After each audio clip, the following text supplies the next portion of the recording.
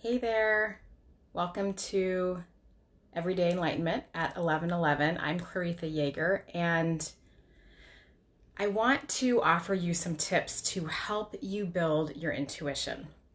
So I had the wonderful opportunity to work with some young folks, doing some energy work with some young folks recently, and it was awesome to see how much more in tune they are with their natural intuition versus somebody like me who has a couple decades worth of life under the belt. So as I've been doing more energy work lately, and working with adults versus younger folks, there's a really big difference in their energy field and the energy that they hold. So I kind of wanted to touch on that today because I think it's really important. And that being said, everybody has access to their intuitive abilities, and everybody has access to their unique spiritual gifts. But sometimes it's a matter of you giving your time and attention and your focus to it, because we are born with our intuition intact. It is an innate part of our navigation system. And the thing is that we get programmed out of it. We get programmed out of it, which is really unfortunate. But like any other skill, it's important that if it's something that you want to cultivate, you have to practice, and you have to, just kind of get used to, you have to sort of build that muscle before you can become a master and you can become more adept at it. So I want to share with you 3 ways to help build your intuition. So the first tip is to just get still. We are so busy. We are so busy in our culture. And the first tip is to just get still and get quiet. And that can look like a lot of different things depending on who you are and what you like to do. So slowing down the body usually helps to slow down the mind, but not for everybody. So some people can get still by sitting in meditation.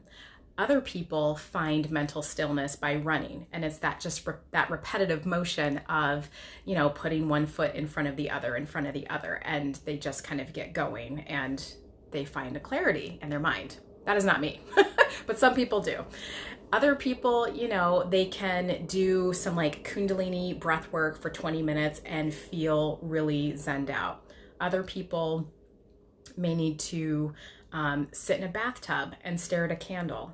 Other people may find it helpful to, find some binaural beats, listen to those, close their eyes, and that helps to bring stillness to them. So whatever it is, staring at the clouds, moving in the sky, whatever it is for you, be an active participant. Find the ways that help your mind feel still and feel quiet. And sometimes it's not 100%. Maybe it's just a slowing down. So be gentle to yourself. But the point is that when you slow down, it helps you disconnect from the static and all of the things going on around you. So disconnecting from devices is really important because they are there for programming.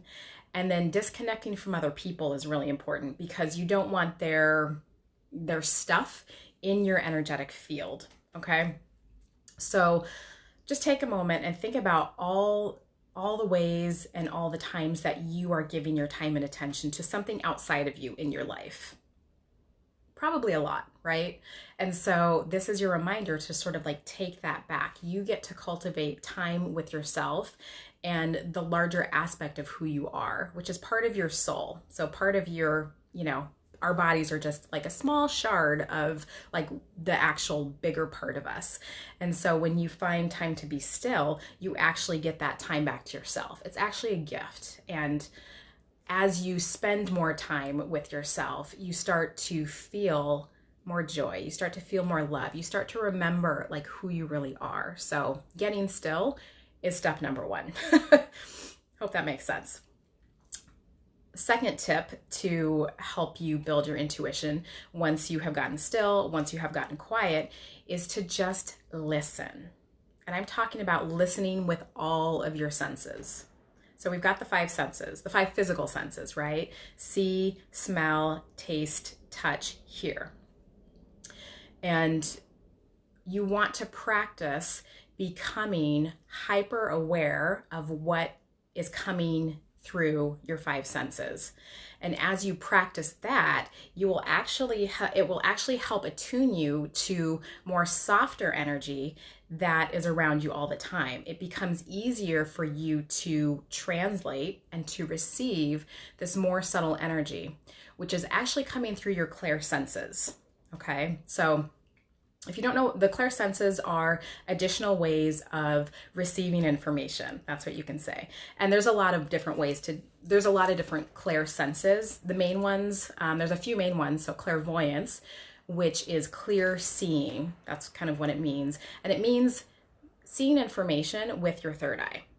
Clairaudience is clear hearing, which is receiving like words or tones or sounds through auditory means, but not your actual physical ears. It's actually pretty cool. Clairsentience is another clairsense that is really common. And that's basically clear feeling. And that's feeling with the senses of your body. And it can come through as emotions or pains. And usually you're picking up on information outside of you. So I'm seeing a lot of people who are having a lot of anxiety and stress right now, just side note, who I don't think they know they're empaths, and they're wondering why they're feeling overwhelmed. And it's because you're feeling all of the things that might not be yours. So it's, energetic boundaries are really important to be able to understand what's your energy and what's not, because that decreases the stress level. But that's a side note. And there's claircognizance too, which is a really common one. And that's clear knowing. And that's kind of just like knowing something, like information just kind of drops in without you having to like read it or go study it or things like that. So those are just some of the clair senses. But when you start to listen with all of your sensory receptors, there's always information coming at you and coming to you. So, and as far as the clair senses, typically, but not all the time, typically, the one that is most natural to you sort of correlates to how you learn or how you have learned most recently. So if you're a visual learner, you might tend to be a little bit more clairvoyant. If you're an auditory learner, or a musician or a sound engineer or work with sound, you might clairaudience, clear hearing might be one of the ways for you to get information easier. If you like to work with your hands, if you're really like a hands-on learner, maybe clairsentience is something that comes a little bit more naturally to you. So not all the time, but that's just kind of like, if you needed somewhere to just kind of guess, that's kind of how the energy comes through, might come through for you. So either way, the point is to practice opening all of your sensory receptors and seeing what comes to you, seeing what comes most naturally to you, okay? And the last tip that I have to help build your intuition is to act, okay? So oftentimes when we are sitting in meditation or we're looking for intuitive nudges where we really want to like trust our gut or something like that, we're asking a question, we're asking for guidance. And oftentimes when we get still, when we start to listen, there is information that comes through and there is guidance that comes through. And so when we receive this intuitive guidance, it's coming to you for a reason, and your job then is to act on it.